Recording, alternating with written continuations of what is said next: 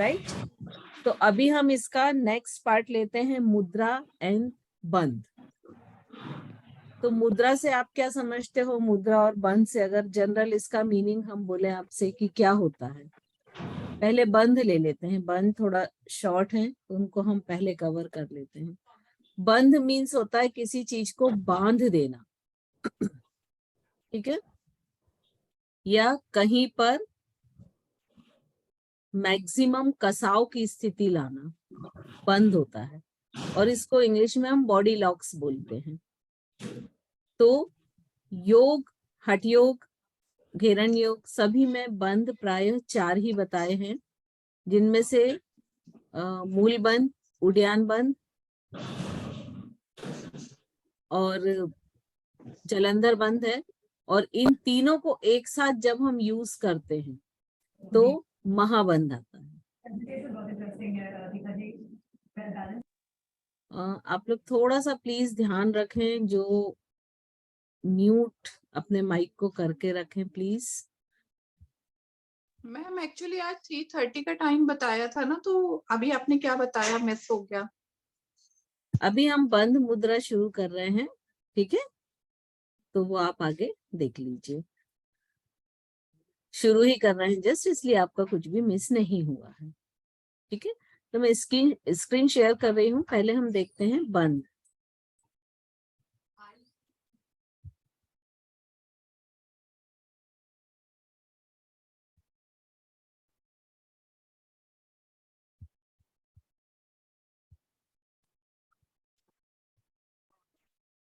बंध जो होते हैं वो मेनली 4 होते हैं, जिसमें भी 3 बंध होते हैं, और जो चौथा बंध है वो तीनों के कॉम्बिनेशन से बनता है।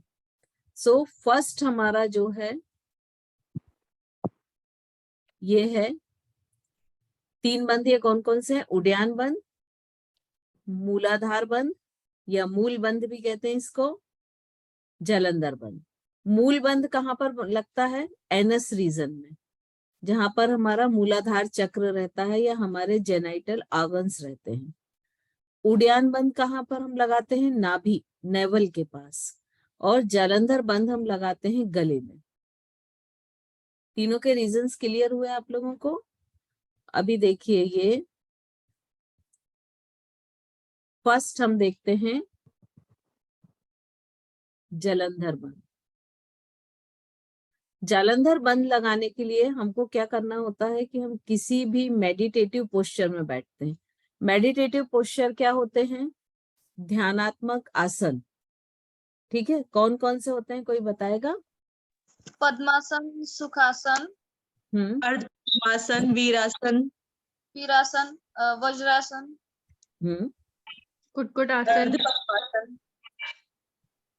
देखिए, जो ध्यानात्मक आसन होते हैं वो मेनली सिर्फ 4 होते हैं। कौन कौन से होते हैं? वज्रासन, सिद्धासन, स्वास्तिक आसन और पद्मासन। प्रेजेंट में प्रॉब्लम ये होती है कि लोगों से चारों ही लगाते नहीं बनते, क्योंकि चारों में जो नी है वो पूरी तरह से बेंड होता है। तो इसलिए सुखासन को एक और ध्यान के आसन में लिया गया है, लेकिन ऑथेंटिकल 4 ही होते हैं। कौन कौन से होते हैं? वज्रासन, सिद्धासन, स्वास्तिक आसन और पद्मासन। और ये 4 ही क्यों होते हैं? सोचिए क्या रीजन है? मैम इसमें मतलब हम परमात्मा को, जैसा हमारा किसी ध्यान भी आसन में आप खड़े होके याद करेंगे तो ऐसा थोड़ी परमात्मा नहीं आएगा। मैम, बट इसमें ना ध्यान अच्छी तरह से लगता है। सब पोजीशन अपना पूरा स्ट्रेट रहता है, और बॉडी का जो मेंटेनेंस पावर है। संगीता जी आप भी बताइए। मैम ज्यादा देर तक स्थिर अवस्था में हम सुख पूर्वक रह सकते हैं, तो ये ध्यानात्मक आसन कहे जाते हैं। आप बैठे हैं इन आसन में कभी? नहीं मैम, वैसे तो सुखासन में भी 10 मिनट ही बैठा जाता है। एग्जैक्टली क्या होता है, हेल्दी पर्सन भी यदि होता है और उसके जब नी पूरी तरह से बेंड होते हैं तो वो इन आसनों में ज्यादा देर नहीं बैठ सकता है। दीदी मैंने लगाया है ये वाला बंद, जालंधर बंद। ठीक है। तो अभी हम ध्यानात्मक आसन की बात कर रहे हैं। देखिए, वे से मत भटकिए, कंटिन्यूटी खत्म हो जाती है इससे, ठीक है। सो अभी हम ध्यानात्मक आसन की बात कर रहे हैं। तो ध्यानात्मक आसन ये 4 ही क्यों हैं? क्योंकि आपका हार्ट कहाँ पर रहता है? आपका जो हार्ट है वो आपके चेस्ट के में रहता है ना। प्लीज म्यूट करते जाएं जो माइक खोलें। तो आपका हार्ट जब आपके बॉडी के लगभग 3/4 रीजन पे रहता है और ये पंपिंग करता है, तो ब्लड कहाँ इजीली जाएगा? नीचे के ऊपर। किस डायरेक्शन में इजीली ब्लड फ्लो होगा? नीचे। ऊपर जाने में उसको ग्रेविटी के अगेंस्ट जाना पड़ेगा, तो उसकी स्पीड कैसी हो जाएगी? स्लो, धीमी हो जाएगी, है ना। अब आप ध्यान कर रहे हैं, ध्यान कर रहे हैं मतलब आप शरीर के किस अंग को यूज कर रहे हैं? ब्रेन को। क्योंकि ध्यान जो है वो बेसिकली हमारे माइंड और ब्रेन के लिए है। तो ऐसा जिस अंग को हम यूज कर रहे हैं वहां ऑक्सीजन की हमको अधिकता चाहिए, ठीक है। अब हमने जो ध्यानात्मक आसन है उनके जो स्ट्रक्चर है वो इस तरह से है कि हमारे ये जो पेल्विक गडिल होती है यहाँ से हमारी पूरी बॉडी लॉक हो जाती है। अब जब यहाँ से बॉडी लॉक हो गई तो जो हार्ट नीचे की तरफ फ्लो कर रहा है वो कम हो जाएगा, तो ऊपर की तरफ क्या हो जाएगा? बढ़ जाएगा, ठीक है। पहला रीजन ध्यानात्मक आसन इनके होने का। दूसरा रीजन क्या है कि अगर आप ये चारों में से किसी भी आसन में बैठेंगे तो आप देखेंगे कि आप अपनी स्पाइन को बेंड नहीं कर पाएंगे, आपको सीधा ही रखना पड़ेगा। और ध्यान की फर्स्ट कंडीशन क्या है कि आपकी स्पाइन, ध्यान या किसी भी आसन की लीजिए, तो आपकी फर्स्ट कंडीशन क्या होती है कि आपकी स्पाइन कैसी होनी चाहिए? सीधी होनी चाहिए, ठीक है। तो ऐसे बहुत सारे कारण हैं, लेकिन ये 2 मेन कारण हैं जो इन्हें ध्यानात्मक आसन बनाते हैं। कौन कौन से होते हैं? वज्रासन, सिद्धासन, स्वास्तिकासन, पद्मासन, और वर्तमान में एक सुखासन को ले लिया गया है। सभी को क्लियर हुआ? अब जब हम इस ध्यानात्मक आसन में बैठते हैं और स्पाइन को स्ट्रेट करके दोनों हाथों को ये ध्यान मुद्रा में रखे हुए हैं, ठीक है, और गहरी लंबी सांस लेके, अब ये जो जलंधर बंद है ये दोनों तरह से लगा सकते हैं, अंतःपुर कुंभक के साथ भी और बाह्य कुंभक के साथ भी, ठीक है। डिपेंड करता है कि आप किस सिचुएशन में लगा रहे हैं। जैसे अगर उड्डयन बंद के साथ लगा रहे हैं तो आपको बाह्य कुंभक ही करना पड़ेगा, लेकिन यदि आप सिर्फ जलंधर बंद लगा रहे हैं तो आप अंतः कुंभक के साथ भी लगा सकते हैं। क्या होता है? ये मैं लास्ट क्लास में ले चुकी हूँ, है ना। तो अब ये लास्ट में पूछें, क्योंकि हमें सिलेबस भी कंप्लीट करना। अगर एक ही चीज को मैं बार बार रिपीट करूंगी तो मुझे नहीं लगता कि हम कंप्लीट कर पाएंगे। ओके, तो लास्ट में आप पूछ लें प्लीज, है ना। तो हमें अपनी स्पाइन को इरेक्ट रखते हुए कंप्लीट एक्सेल करेंगे और हम अपनी चिन को नीचे झुकाते हुए अपने कॉलर बोन के सेंटर में टच करके हम अपने लॉक कर देंगे। तो हमारा इससे क्या हुआ कि ये जो गले के आसपास का पूरा एरिया है ये लॉक हो गया, ठीक है ना।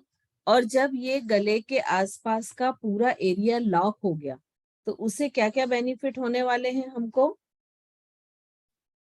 एक तो आपने देखा कि गले से एक वेन होती है जो ऊपर तक जाती है और हमारे ब्रेन को ब्लड सप्लाई करती है, जिसको बोलते हैं जगलर वेन।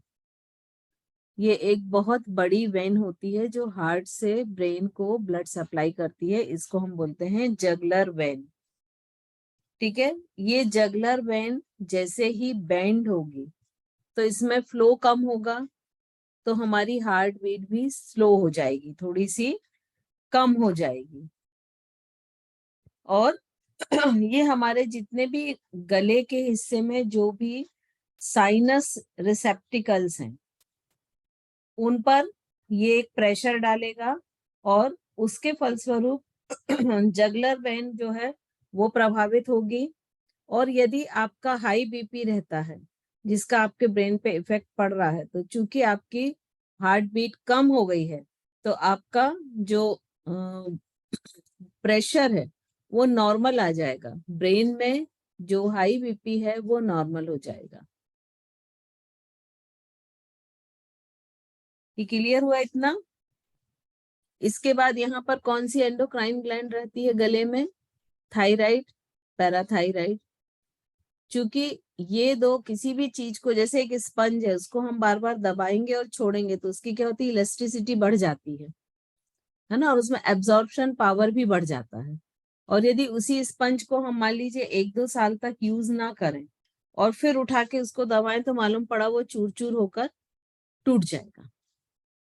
तो जब हम यहाँ पर इसको बार बार संकुचित और प्रसारित कर रहे हैं जलंधर बंद के कारण, तो जो हमारी थायराइड पैराथायराइड ग्लैंड्स हैं उनकी मसाज होती है, उनमें ब्लड सर्कुलेशन बढ़ेगा और उनके हार्मोन्स जो हैं वो बैलेंस होंगे। कौन कौन से हार्मोन्स होते हैं? T3, T4, THS। ठीक है, तो ये तीनों जो हार्मोन्स का सिक्रेशन है वो बैलेंस होगा और हमारी बॉडी में कैल्शियम सफिशिएंट क्वांटिटी में हमारी बोन एब्जॉर्ब करेंगी। और अगर आप बहुत चिंता करते हैं, बहुत क्रोध करते हैं, तो ऐसी जो मानसिक दशाएं होती हैं जैसे तनाव, चिंता, क्रोध, ये सब ऑटोमेटिक कम होने लगते। तो ये इसके फिजिकल और मेंटल बेनिफिट है और इसकी लगाने की आपको विधि हमने बता दी। नेक्स्ट है उड्डयन बंद। उड्डयन बंद किस रीजन पर लगता है? नेवल पर। और उड्डयन बंद हमेशा बाह्य कुंभक के साथ लगता है। पूरी हवा को बाहर करते हैं। ठीक है, मतलब हमने गहरी लंबी सांस ली। देखिए इसमें भी हर बंद में हम बैठेंगे ध्यानात्मक आसन में, स्पाइन स्ट्रेट रहेगी, ये फैक्टर इसके कॉमन है। अब उसके बाद हमने धीमी गहरी लंबी सांस ली और कंप्लीटली एक्सेल करते हुए ये जो हमारा नेवल वाला हिस्सा है इसको हम जितना अंदर स्पाइन की तरफ लेके जा सकते हैं उतना लेके गए। और देखिए इसमें आपको पेट में एक गड्ढा जैसा दिख रहा है। तो जब हमारी यहाँ की जो एब्डोमिन की मसल्स हैं, यहाँ पर कौन कौन सी मसल्स होती हैं? कोर मसल्स होती है सामने, साइड में ऑब्लिक मसल्स और ट्रांसवर्स मसल्स। ये तीनों मसल्स फ्लेक्सिबल हो जाती हैं, तब ये हमारा इस तरह का एक गड्ढा जैसे दिखता है। अदरवाइज ये फ्लेक्सिबल नहीं है और फैट डिपॉजिट है, तो ये इस तरह से पॉसिबल नहीं होता है। पेट जो है वो बहुत अंदर तक नहीं जाता है। और इस बंद में हमको खासकर ये ध्यान रखना है, जब तक हम श्वास को रोक सकते हैं रुकें, फिर पेट को ढीला छोड़ें और हम इनहेल कर लें। इसमें हमको ये ध्यान रखना है कि यदि हमको हार्ट की कोई प्रॉब्लम है, हार्ट से रिलेटेड, या फिर पेट में किसी तरह का कोई घाव है या सर्जरी हुई है, तो हमको ये नहीं करना है। ठीक है, और इससे सबसे अच्छा इफेक्ट क्या होता है कि चूंकि ये जहां से ये आपको दिख रहा है ये गड्ढा, यहीं पर हमारा डायफ्राम होता है ना। डायफ्राम मतलब क्या होता है कि हमारे यहाँ पर लंग्स और हार्ट है और नीचे हमारे पूरा स्टमक, इंटेस्टाइन, ये सारा है। इन दोनों पोर्शन को एक पर्दा जैसा स्ट्रक्चर सेपरेट कर देता है, इसको हम कहते हैं डायफ्राम। ठीक है, तो ये डायफ्राम भी ऊपर उठता है। यहाँ पर ऐसा पूरा हॉलो गड्ढा जैसा होने के लिए जब हम करेंगे तो डायफ्राम ऊपर उठेगा। तो ये डायफ्राम क्या करेगा कि इसके ऊपर जो लंग्स के डिस्टल पार्ट डायफ्राम के ऊपर रेस्ट किए होते हैं, जैसे ये डायफ्राम है तो इस तरह से इसके ऊपर लंग्स रखा रहेगा, तो लंग्स के ये जो पार्ट्स रहेंगे ये डिस्टल पार्ट्स रहेंगे। तो चूंकि डायफ्राम इनको ऊपर की तरफ पुश कर रहा है, तो इनसे सारी जो इसमें डीऑक्सीजनेटेड एयर है वो पूरी इनसे बाहर निकल जाएगी और उसकी जगह ऑक्सीजनेटेड ब्लड ले लेगी। ठीक है, इसके अलावा जितने भी विसरल ऑर्गन है, विसरल ऑर्गन कौन कौन से हो जाएंगे? Liver, pancreas, stomach, intestine, rectum, uterus, urinary bladder, है ना। इन सबको चूंकि इसमें भी जब ये अंदर जाएगा तो सारे जितने भी अंदर के अंग हैं वो भी संकुचित होंगे और जब ये बाहर आएगा तो वो फैलेंगे, तो उनकी मसाज होएगी और उनमें ब्लड सर्कुलेशन फास्ट होगा। ब्लड सर्कुलेशन फास्ट होने से वो हेल्दी रहेंगे।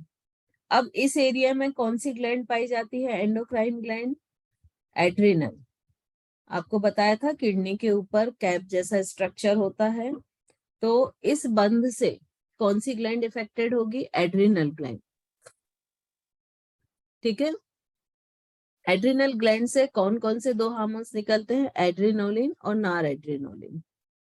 एक हमारी जितनी भी ऑटोमेटिक एक्शंस होते हैं, जैसे हार्ट बीट है, इनको बढ़ाता है, दूसरा उनको कम करता है।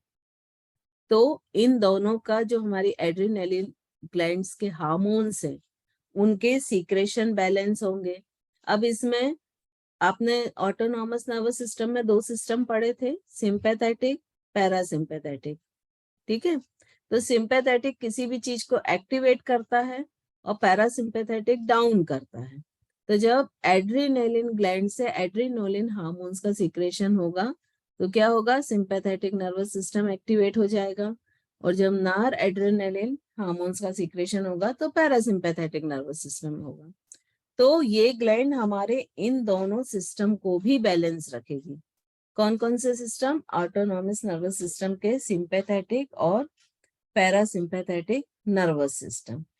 अब यहाँ पर आप लोग को भी मैंने षट चक्र नहीं पढ़ाए हैं, लेकिन थोड़ा सा एक समझ लीजिए, क्योंकि इनको हमको चक्र से भी जोड़ना है। जो षट चक्र होते हैं वो हमारी बॉडी में स्पाइन पर उनकी लोकेशन मानी जाती है। तो जो हमारी सबसे नीचे टेल बोन होती है, हमारी रीढ़ की हड्डी की, जिसका हम फ्लोर से टच करते हैं जब हम बैठते हैं, ठीक है, वहां पर मूलाधार चक्र, उससे लगभग 4 अंगुल ऊपर स्वादिष्ठान, यहाँ नाभि पे मणिपुर, हार्ट के पास अनाहत और गले में विशुद्धि। तो जब हम जालंधर बंध लगाएंगे तो हमारा कौन सा चक्र इफेक्टिव होगा? विशुद्धि चक्र। और विशुद्धि चक्र की जो एनर्जी है वो रेगुलेट होगी, और अगर वहां किसी तरह से कोई एनर्जी रुकी हुई है या निष्क्रिय जो ऊर्जा है वो सक्रिय होगी। ये चीज क्लियर हुई सभी को? उसी तरह से जब हम इस उड्यान बंध पर आएंगे तो उड्यान बंध से कौन सा चक्र इफेक्टेड है? मणिपुर।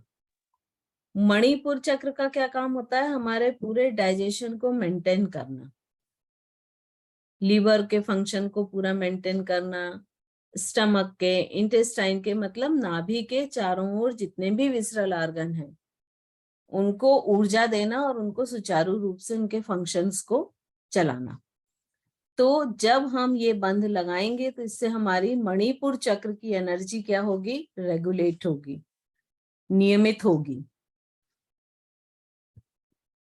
नेक्स्ट है मूल बंध। मूल बंध हमारे जेनाइटल ऑर्गन्स में लगाया जाता है। ठीक है, मतलब हमारे जो फ्लोर मसल्स हैं, फ्लोर मसल्स कौन से हैं? जहां आप अभी बैठे हुए हैं तो बैठने में आपके सबसे निचले मसल्स जो फ्लोर को या चेयर को टच कर रहे हैं, वो मसल्स कौन से हुए? फ्लोर मसल्स हुए। तो मूल बंध में हम इन फ्लोर मसल्स को ऊपर की ओर खींच के रखते हैं, जिसमें सबसे बड़ा मसल्स कौन सा होता है? एनस के आसपास स्पिनेक्टर मसल्स। और इसमें पोजीशन बिल्कुल वैसी ही क्रिएट होती है जैसे सुबह आपको जब फ्रेश होने जाना हो और आप उसको कंट्रोल करें, तो आप एनस और अपने जेनाइटल ऑर्गन्स को ऊपर खींच के रखते हैं ना, सारे मसल्स को, बिल्कुल एग्जैक्ट वही मूल बंध है। मूल बंध किन चक्रों को इफेक्टेड करेगा? मूल बंध के पास है हमारे मूलाधार चक्र और स्वादिष्ठान चक्र, और ये दोनों चक्र हमारी जो भी एक्सक्रीटरी और रिप्रोडक्टिव सिस्टम होते हैं उनको कंट्रोल में करते हैं, अपान वायु को कंट्रोल में करते हैं। अपान वायु को ये ऊपर उठाएगा, और जितने भी हमारे एक्सक्रीटरी और रिप्रोडक्टिव से रिलेटेड बीमारियां हैं उनसे क्योर करेगा। जैसे एक्सक्रीटरी से रिलेटेड कौन सी बीमारियां हैं? फिशर, फिस्टुला, पाइल्स, आजकल इनका बहुत कॉमन आप लोग ने नाम भी सुना होगा, है ना। तो चूंकि हमारे एनएस के आसपास के मसल्स की कोई भी एक्सरसाइज नहीं होती है और उनमें सर्कुलेशन कम होने से वो हेल्दी नहीं रहती, उनकी इलास्टिसिटी खत्म हो जाती है।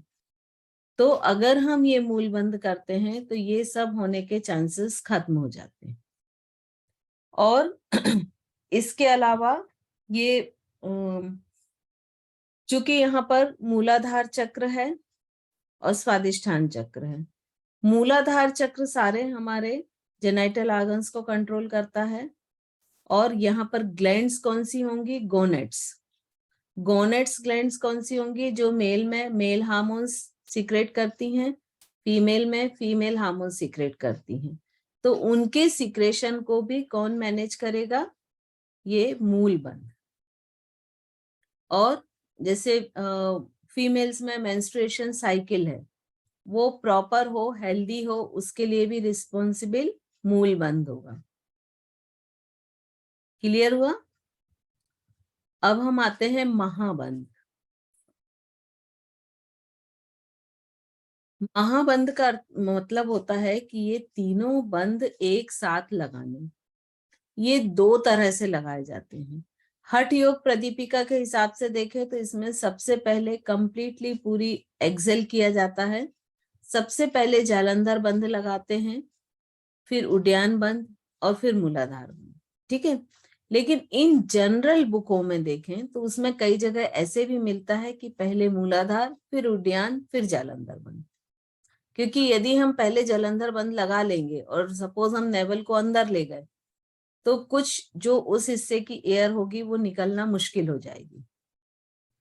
तो अगर प्रैक्टिकली रूप से हम देखें तो पहले मूल बंध, फिर उड्डयन बंध और फिर जालंधर बंध लगाना ज्यादा ठीक लगता है। लेकिन हठ योग प्रदीपिका के हिसाब से पहले जालंधर बंध, फिर मूल बंध, फिर उड्डयन बंध। क्लियर हो गया दोनों का अंतर? तो जब ये हम तीनों बंध एक साथ लगाते हैं तब उसको हम महाबंध कहते हैं। और हमेशा ध्यान रखिए कि जब इन लॉक्स को, जैसे जाते समय हमने पहले मूल बंध लगाया, फिर उड्डयन लगाया, फिर जालंधर लगाया, तो जब हम इस अवस्था से वापस आएंगे, देखिए किसी भी आसन में, बंध में, किसी में भी जब हम जाते हैं उस अवस्था तक तो उसको कहते हैं माउंटिंग, और जब उससे वापस आते हैं तो उसको कहते हैं डीमाउंटिंग। ठीक है, क्योंकि ये शब्द स्पोर्ट्स में और बाकी सब में यही शब्द यूज होंगे। तो जब हम माउंटिंग पोजीशन करके आसन की फाइनल पोजीशन तक पहुंचते हैं और फिर फाइनल पोजीशन से डीमाउंटिंग शुरू करते हैं तो वो हमेशा अपोजिट सीक्वेंस में होती है। जैसे इसमें हमने माउंटिंग में पहले मूल बंध लगाया, फिर उड्डयन लगाया, फिर जालंधर लगाया। लेकिन जब हम मान लीजिए हम 5 सेकंड 10 सेकंड जितना भी हम ब्रेथ को होल्ड कर सकते थे रुके, अब हम वापस आएंगे फाइनल पोजीशन से, तो हम सबसे पहले जालंधर बंध खोलेंगे, फिर उड्डयन बंध मतलब नेवल को ढीला कर देंगे, फिर मूल बंध, और उसके बाद फिर हम इनहेल करेंगे। तो हर एक आसन में, जैसे कई बार होता है ना कि ताड़ासन करना, हाथ ऊपर कर लिए, पैर भी ऊपर उठा लिए, तो कभी भी ध्यान रखिए कोई भी आसन की माउंटिंग डीमाउंटिंग ये नहीं होती है। हमेशा एक बार में एक ही स्टेप होता है, और जिस स्टेप में आप माउंटिंग करते हैं उसके जस्ट अपोजिट सीक्वेंस में आप डीमाउंटिंग करते हैं। ठीक है, तो ये कॉमन है आपको इंस्ट्रक्शन कि ऐसा करते हैं, तो आप उसको ध्यान में रखेंगे तो ठीक रहेगा। तो ये हमारे पूरे बंद हो गए।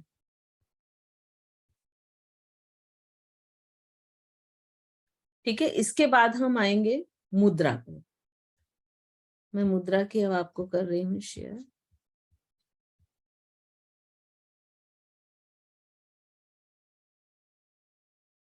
देखिए मुद्रा जो होती हैं, मुद्रा का अर्थ क्या होता है?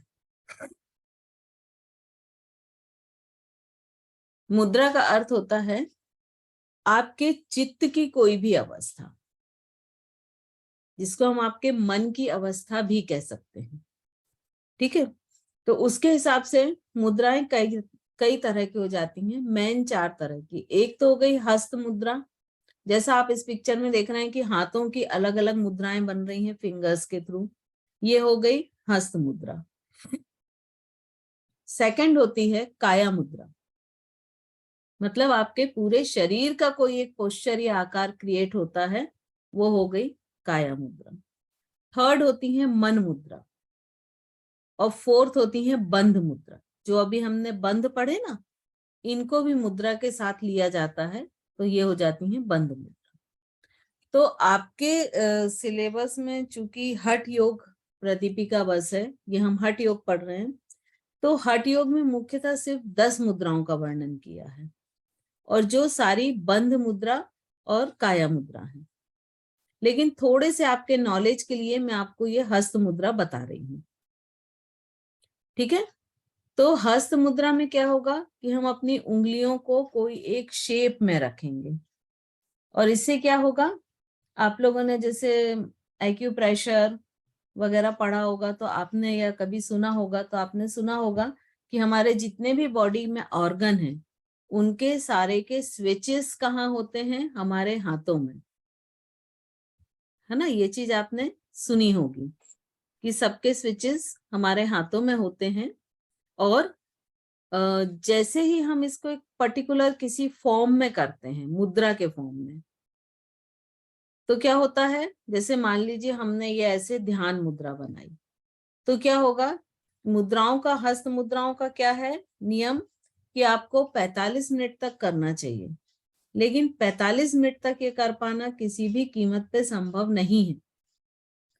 तो फिर क्या होता है कि जैसे हमने शुरुआत मान लीजिए कम समय से की या थोड़े से समय से की, तो जब हमने इस तरह की मुद्रा बनाई, और इसको आपको अभी बड़ा इजी लगेगा, लेकिन जब हम इसको 2 मिनट या 3 मिनट, सबका अलग अलग टाइम होगा, बना के रखेंगे, तो क्या होगा कि ये जो हिस्सा है यहाँ पर स्ट्रेचिंग आने लगेगी, और वो जबरदस्त स्ट्रेचिंग आएगी, तो आपके इस एरिया में आपके जिन भी ऑर्गन के स्विचेस हैं वो एक्टिवेट होंगे, स्टिमुलेट होंगे, ठीक है। तो इस तरह से एक मुद्राएं काम करती हैं। एक थ्योरी इसकी ये है।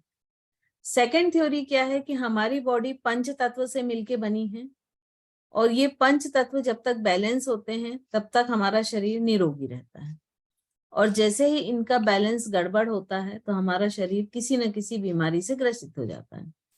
तो हमारी ये जो हाथ है, इस हाथ में पांचों तत्व की प्रेजेंस मानी गई है। ये शायद मैंने पहले भी बताया था। थंब में अग्नि, फर्स्ट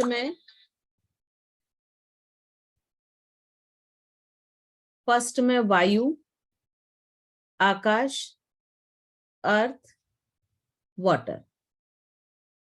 क्लियर हुआ। ये 5 उंगलियों में 5 तत्व की प्रेजेंस मानी गई है। और जब भी हम कोई हस्त मुद्रा बनाते हैं, जैसे ये बनाई, तो इसमें देखिए हम किसी न किसी तत्व को आपस में मिलाते हैं, और लगभग हर मुद्रा में अग्नि तत्व कॉमन रहता है, क्योंकि अग्नि तत्व हमारे जीवन की निशानी है। तो जैसे हमने ध्यान मुद्रा बनाई तो इस तरह से बना ली, अपान मुद्रा बनाई तो इस तरह से बना ली, प्राण अपान बनाई तो इस तरह से बनाई। तो इस तरह से हम ये जो तत्व होते हैं, हमारी पंच तत्व, इनको मुद्राओं के द्वारा हम अपने शरीर में बैलेंस करते हैं, जिससे हम स्वस्थ और निरोगी रह सकें। ये हस्त मुद्रा की मुद्राएं होती हैं ज्ञान मुद्रा, सूर्य मुद्रा, अपान मुद्रा, पृथ्वी मुद्रा, चिन्ह मुद्रा, प्राण मुद्रा, वायु मुद्रा। तो ये हर तत्व की मुद्राएं होती हैं, और ये समान मुद्रा या संपूर्ण मुद्रा, जिसमें 5 फिंगर टिप को ज्वाइन करते हैं, जिसमें ये हमारे पूरे पंच तत्वों को बैलेंस करती है, ठीक है। अब इसके बाद हम आएंगे अकॉर्डिंग टू हठ योग। जैसा कि हमने अभी आपको बताया कि हठ योग में सिर्फ कितनी मुद्राओं का वर्णन है, 10 मुद्राओं का वर्णन है। और ये जो 10 मुद्रा हैं, ये कौन कौन सी हैं? एक तो है महामुद्रा, जिसका पिक्चर अभी आपके सामने है। फिर महाबंध, जो अभी आपने बंध में पढ़ा थोड़ी सी देर पहले।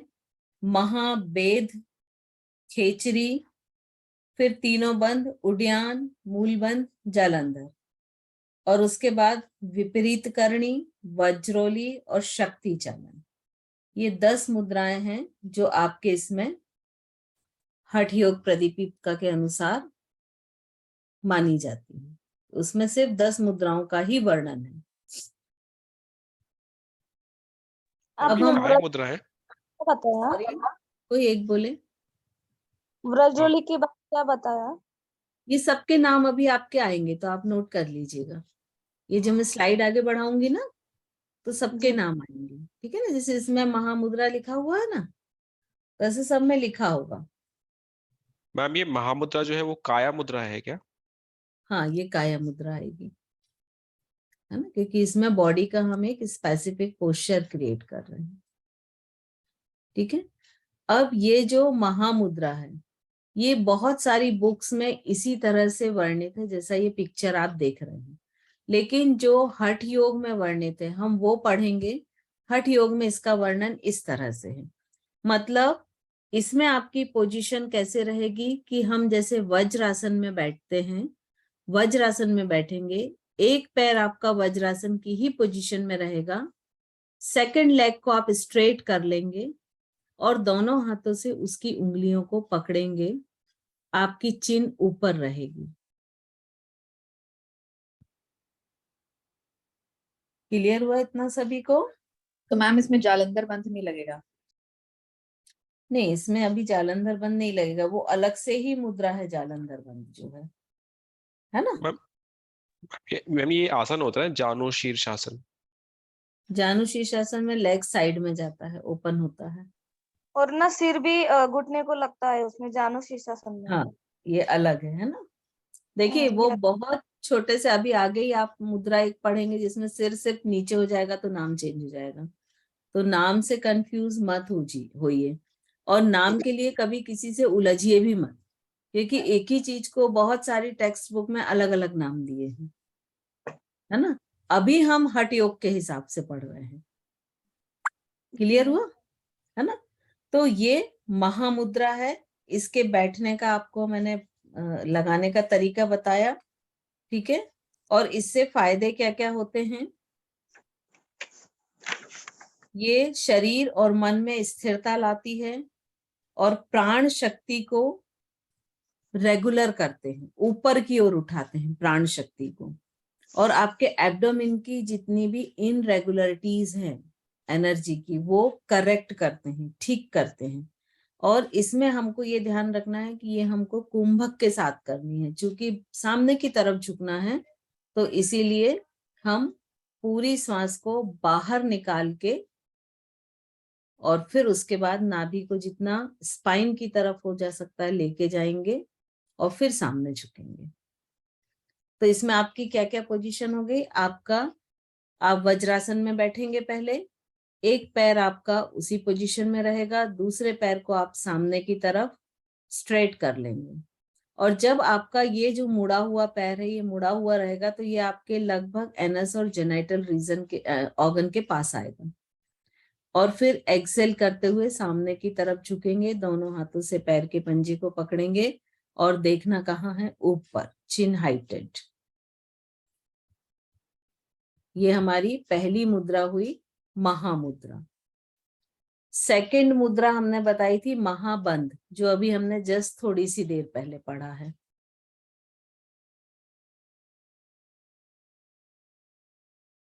थर्ड आते हैं महा, इसमें भेद गलत लिखा है, व वजन वाला है, महाबेध। व में एक ही मात्रा और धनुष का वेद, महावेद।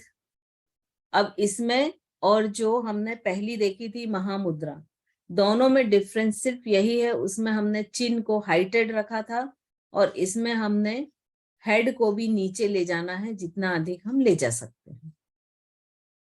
बाकी पोजीशन वही है, वज्रासन में बैठेंगे, एक पैर पीछे मुड़ा हुआ, दूसरा सामने की तरफ खोला, दोनों हाथों से एक्सेल करते हुए सामने पैरों की उंगलियों को पकड़ेंगे। सिर्फ पोजीशन किसकी डिफरेंट है? सिर की। और ये दोनों सेम है तो इनके बेनिफिट भी लगभग सेम ही रहेंगे। नेक्स्ट है खेचरी मुद्रा।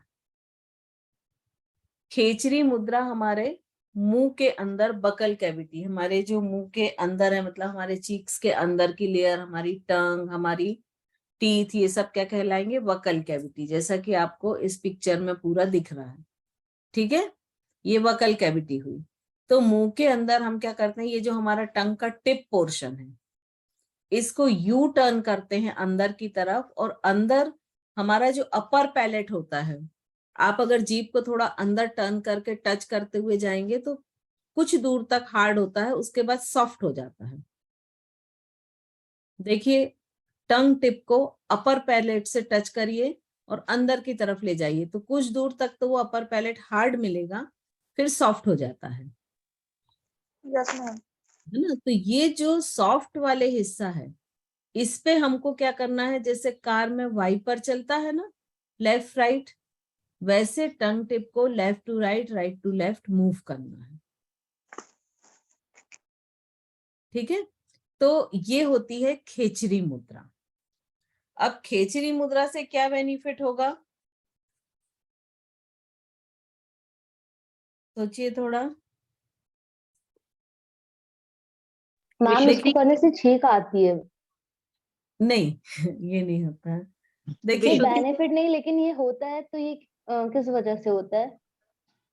ये आपके जो रेस्पिरेटरी ट्यूब्स हैं, उनमें किसी तरह के डस्ट पार्टिकल होंगे, इसलिए होता है। इम्प्योरिटीज होगी किसी भी तरह की। अब इसमें ये जो खेचरी मुद्रा है, चूंकि हम साधारण लोग हैं तो हम लोग टंग टिप को कहाँ तक ले जाते हैं, सॉफ्ट पैलेट तक। लेकिन जब इसको हम उच्च स्थिति में करते हैं, इसकी जो उच्च अभ्यास है, उसमें क्या होता है कि ये टंग टिप यहाँ से और अंदर लाकर ये जो हमारी नेजल कैविटी होती है, ठीक है, इसके अंदर हम इसको प्रवेश कराते हैं, जो हमारे लिए अभी पॉसिबल नहीं है। ये बहुत एडवांस इसकी पोजीशन है। तो इसका सबसे बड़ा फायदा क्या होता है कि हमारे जो यहाँ सिर के ऊपर एक सहस्रार चक्र होता है, आपको मैंने बताया था, और उसके थोड़े से पीछे जहां पर ब्राह्मण शिखा रखते हैं, सभी को मालूम होगा शिखा का स्थान, है ना, वहां पर एक ग्रंथि होती है जिसको ललना ग्रंथि कहते हैं। और उस ललना ग्रंथि से, ऐसा अकॉर्डिंग टू योग एंड आयुर्वेद, ऐसा माना जाता है कि इससे अमृत की बूंदें स्रावित होती हैं। अब जब ये ललना ग्रंथि है, इससे यहाँ से अमृत की बूंदें टपकी, तो ये क्या होगा, इस पैसेज से नीचे जाएंगी। दिख रहा है आपको मेरा कर्सर? ठीक है, और ग्रेविटेशन फोर्स के कारण ये नीचे नाभि तक जाती हैं, और नाभि चूंकि हमारा मणिपुर चक्र अग्नि तत्व का प्रतीक है, तो उस अग्नि में जलकर खत्म हो जाती, और यही क्रिया हमारी एज को बढ़ाती है, हमारे टिश्यू को डैमेज करती है, हमारी स्किन को रिंकल्स लाती है। अगर इसको हम रिवर्स कर दें कि ये जो अमृत बूंदे हैं ये नाभि चक्र में जाके जले ना, मणिपुर चक्र में, उसकी जगह हमारी बॉडी एब्जॉर्ब कर ले, तो हम बहुत हजार वर्षों तक भी वैसे ही यंग रह सकते हैं। शायद आप लोग ने किसी ने कभी सुना हो कि कई योगी ऐसे होते हैं कि जिनकी कई सौ साल की आयु होती है और एकदम यंग दिखते हैं। ठीक है, वो इसी खेचरी मुद्रा का कमाल है। तो इस खेचरी मुद्रा में क्या करते हैं कि ये जो नेक्टर ड्रॉप्स यहाँ से आए, यहाँ से हम टंग को नेजल कैविटी में डालते हैं, तो ये नेक्टर ड्रॉप इस टंग से द्वारा एब्जॉर्ब कर लिए जाते हैं, और वो जो नीचे जाके मणिपुर चक्र में जाके जल रहे हैं, खत्म हो रहे हैं, वो प्रोसीजर नहीं हो पाती, और टंग से ये एब्जॉर्ब करके बाकी बॉडी में भेज दिए जाते हैं। तो ये तो इसका एक उपयोग है जो आध्यात्मिक हम पॉइंट ऑफ व्यू से कह सकते हैं, और क्योंकि उतने एडवांस तक शायद हम ना पहुंच पाए, है ना, लेकिन हमारे लिए क्या है कि जब इसके रस स्त्राव में वृद्धि होती है, जैसे ही हम जीभ को मोड़ते हैं ना, तो सिक्रेशन बढ़ जाता है, और वो सिक्रेशन भी कोई एक टेस्ट का होता है, किसी का बिटर, किसी का थोड़ा मीठा, वो सबका डिफरेंट होगा, है ना, सेम उसका टेस्ट नहीं होगा जो सीक्रेशन होगा। तो वो सीक्रेशन इंडिकेट करता है कि आपके अंदर जो हम कफ पित्त वात जो हम बात कर रहे थे, उसमें से कौन सा दोष प्रबल है, और ये जो सीक्रेशन होता है इससे हमारे शारीरिक स्वास्थ्य को लाभ पहुंचता है। जैसे जैसे ये हम इसको निगलते जाते हैं इस सीक्रेशन को, तो हमारी भूख प्यास पे कंट्रोल होता है। ऐसा बोलते हैं कि जो खेचरी मुद्रा जिनको सिद्ध हो जाती है उनको भूख प्यास की भी सिद्धि हो जाती है, और इसका हमारा सूक्ष्म स्थूल दोनों शरीरों पर असर होता है, और यहाँ तक होता है कि हमारे दोनों शरीर हम अलग अलग कर पाने में भी सक्षम हो जाते हैं एक समय के बाद। ठीक है, लेकिन ये एडवांस प्रक्रियाएं हैं सब। तो मैम इसके कोई साइंटिफिक बेनिफिट्स भी हैं जो अभी मतलब हम साइंस से रिलेट कर पाए? वही तो मैंने आपको बताया कि ये जो लार का सीक्रेशन है ये आपके हेल्थ को इम्प्रूव करता है, प्लस आपके ये जो पीनियल और पिट्यूटरी ग्लैंड है उसमें भी इफेक्ट डालेगा, और साथ में थायराइड ग्लैंड में, क्योंकि जब आप जीभ को टर्न करते हैं तो आप देखिए आपके गले में पूरा एक खिंचाव आता है। यस, करके देखिए, आपके गले की पूरी मसल्स खिंच जाएंगी। तो ये हमारे थायराइड पैराथायराइड ग्लैंड को इफेक्ट करेगा, वहां के हार्मोन्स को सीक्रेट करेगा, बैलेंस करेगा, जो सीक्रेशन है उसको बैलेंस करेगा। ओके मैम इस मुद्रा के कोई वो है प्रिकॉशंस, आई मीन कि इसको खाने के कितनी देर बाद हर करें चीज के या? प्रिकॉशन रहते हैं मैम, हाँ है ना। जी। और इसमें हर मुद्रा के डिफरेंट रहेंगे। जैसे खेचरी मुद्रा है, आप खाने के तुरंत बाद करेंगे तो आपको हो सकता है थोड़ा वॉमिटिंग जैसा लगने लगे, है ना। ये जैसे इसके पहले महावेद मुद्रा हमने देखी थी या महामुद्रा, तो वो तो आप कर ही नहीं सकते खाने के बाद। तो एक हार्ड एंड फास्ट रूल तो हम ये मान के चलते हैं कि हमको एम्प्टी स्टमक ही करना है, और इसमें सिर्फ एकमात्र आसन ऐसा होता है जो आप खाना खाने के तुरंत बाद करते हैं, वो होता है वज्रासन। ठीक है, इसके बाद उड्डयन बंद, ये आप अभी पढ़ चुके हैं। मूलाधार मूल बंद, सॉरी, ये मूलाधार चक्र के पास रहता है, और जालंधर बंद, ये तीनों हम जस्ट अभी पढ़ चुके हैं। नेक्स्ट हमारा है विपरीत करणी। विपरीत करणी भी एक काया मुद्रा है, और विपरीत करणी मुद्रा में आप जो अभी आपको मैंने खेचरी मुद्रा के इफेक्ट बताए थे नेक्टर ड्रॉप के, है ना, कि ललना बिंदु से नेक्टर ड्रॉप होता है, इसमें भी वही होता है, क्योंकि आपने यहाँ से जो ड्रॉप आ रहा है वो नेवल तक जाने से रोक दिया है। तो जो सर्वांगासन और विपरीत करणी मुद्रा होती है, इन दोनों में एक तो लाभ वही होता है। सेकंड, इसमें क्या होता है कि अंतर थोड़ा सा क्या है, सर्वांगासन जब हम करते हैं तो ये जो शोल्डर आपको दिख रहा है ना, यहाँ से हमारी बाकी बॉडी पूरी ऐसे स्ट्रेट होती है, लेकिन विपरीत करनी में ये ऐसे जो हमारा ट्रंक रीजन होता है ये थोड़ा सा टिल्ट होता है, स्लाइड शेप, उसके बाद लेग स्ट्रेट। दोनों में डिफरेंस आपको समझ में आया? माइक जिसका भी ऑन है म्यूट कर लें प्लीज। ये दोनों में अंतर समझ में आया? सर्वांग आसन में आपके यहाँ शोल्डर से इसके ये पूरी बॉडी शोल्डर से ही आगे ऐसे सीधे स्ट्रेट रहती है आकाश की तरफ, मतलब उसमें यदि आप ये हाथों का सपोर्ट ना दें तो भी आपकी बॉडी स्ट्रेट रहेगी। लेकिन विपरीत करनी में आपका ट्रंक रीजन स्लाइड शेप होता है और उसके बाद लेग स्ट्रेट होते हैं। ये दोनों में मेजर डिफरेंट, क्लियर हुआ? और विपरीत करनी चूंकि हर व्यक्ति अभी पॉसिबल नहीं है कि इस फॉर्म में कर सके, तो उसका एक इजी गोइंग फॉर्म ये होता है कि हम वॉल के सहारे दोनों लेग्स को ऊपर कर लेते हैं, और ये लेग्स ऑन द वॉल का सबसे अधिक बेनिफिट उनको होता है जो लेडीज प्रेगनेंसी नहीं कर पा रही हैं, कंसीव नहीं कर पा रही हैं। ठीक है, तो वो अगर इस पोजीशन को एडॉप्ट करें तो उनमें कंसीव होने के चांसेस काफी बढ़ जाते हैं। और ये इवन प्रेग्नेंट लेडीज भी कर सकती हैं कि वो अगर इस पोजीशन में थोड़ी देर कुछ देर रेस्ट करें तो उनके लेग में जो लास्ट टाइम पे सूजन आने लगती है, स्वेल होने लगते हैं, वाटर रिटेंशन होने लगता है, वो सारी चीजें नहीं होंगी।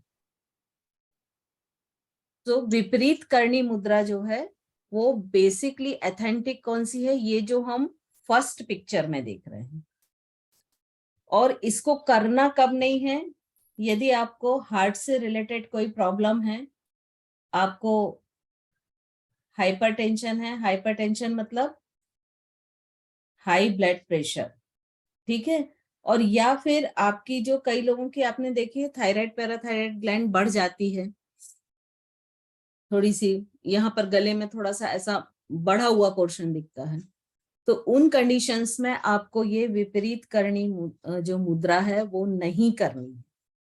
और इसमें आपकी एक और जो मेन होता है, आपकी अपान वायु कहाँ रहती है, इस रीजन में, नेवल रीजन में समान और चेस्ट के पास प्राण वायु। तो आपकी अपान वायु जो है वो नीचे की ओर बह के प्राण वायु से मिलने लगती है और जिससे आपका विशुद्धि चक्र जागृत होने लगता है। अनाहत चक्र और विशुद्धि चक्र पर ये बहुत अच्छा इफेक्ट डालता है। प्लस इससे एक और जो अगर हम भौतिक दृष्टिकोण से देखें तो बहुत सारी बीमारियों को ये रोक देता है।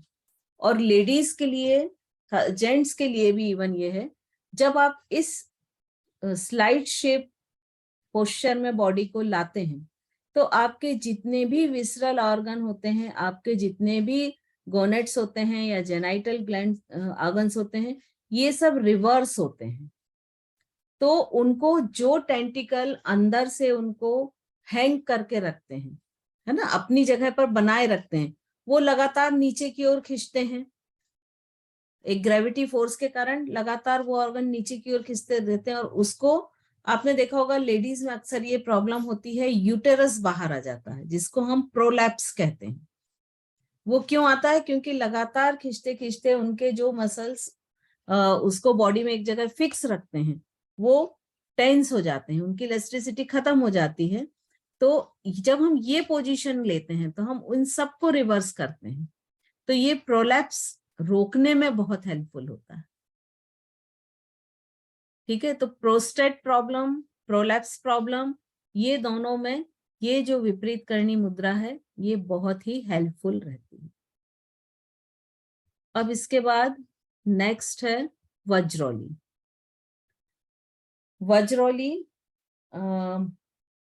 वज्रोली मुद्रा में भी हम कोई ना कोई ध्यानात्मक आसन का उपयोग करेंगे। इसमें हम वज्रासन में भी बैठ सकते हैं, सुखासन में भी, जो मान लो अगर चारों वज्रासन में नहीं चारों ध्यानात्मक आसन में नहीं बैठ पा रहा तो वो वज्रासन में भी बैठ जाए। ठीक है, दोनों हाथों को घुटने के ऊपर किसी भी एक मुद्रा में रख लेंगे, हस्त मुद्रा में। और उसके बाद आपको क्या करना है कि आपके जितने भी फ्लोर मसल्स और जेनाइटल ऑर्गन्स हैं, एक्सेल करते हुए उनको खींच के पूरा ऊपर की तरफ लाना है।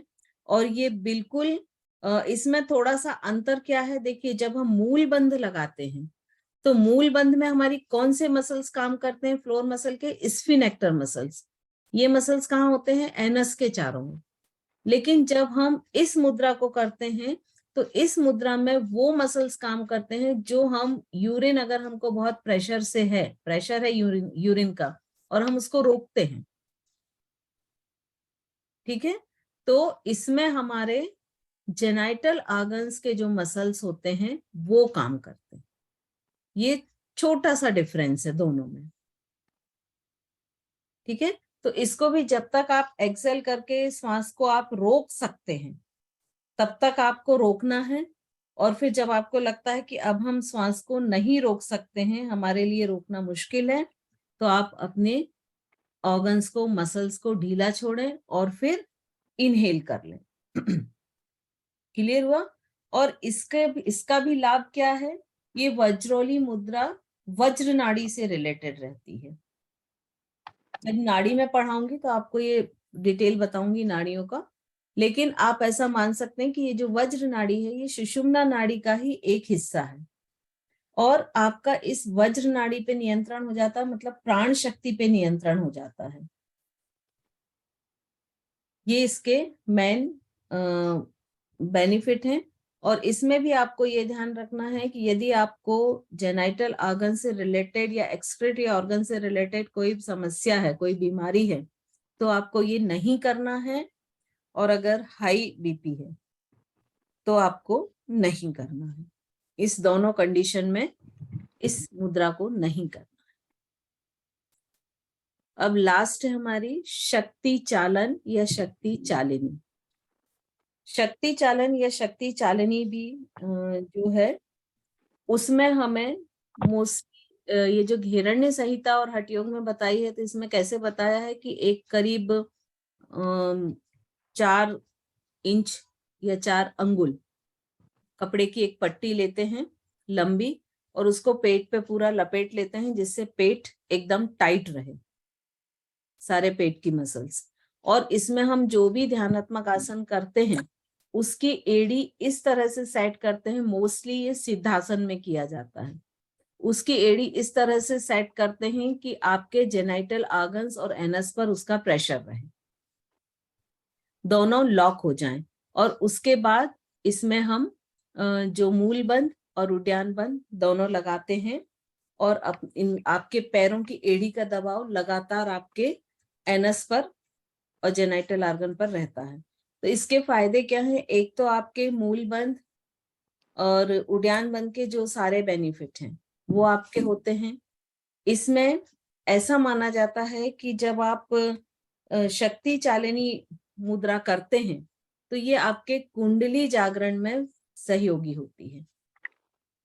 कुंडली भी मैं चक्र के साथ आपको पढ़ाऊंगी। अभी इतना समझ लीजिए कि जो हमारा मूलाधार चक्र है, जो टेल बोन पर रहता है सबसे नीचे, उसमें ऐसा माना जाता है कि एक कुंडलिनी नाम की शक्ति होती है जो कि साधारण मनुष्यों में सोई हुई अवस्था में, निष्क्रिय अवस्था में रहती है।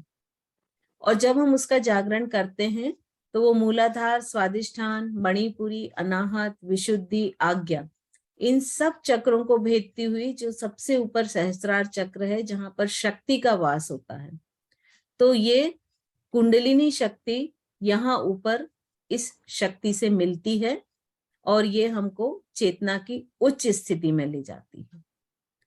ठीक है, ये हमारे चेतना के स्तर हैं। देखिए, जैसे अभी हमने 7 चक्र आपको बोले, अब ये 7 चक्र देवताओं में भी होते हैं, और यही 7 चक्र जो हैं, स्क्रीन शेयर स्टॉप कर दूं? सभी का हो गया है लिखना?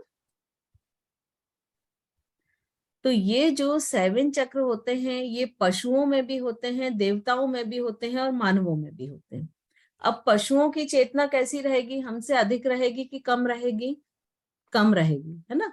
और देवताओं की चेतना कैसी रहेगी? हमसे ऊपर रहेगी। तो जो पशुओं में चक्र होते हैं उनका सबसे ऊपरी उच्च चेतना का चक्र कौन सा होगा? मूलाधार।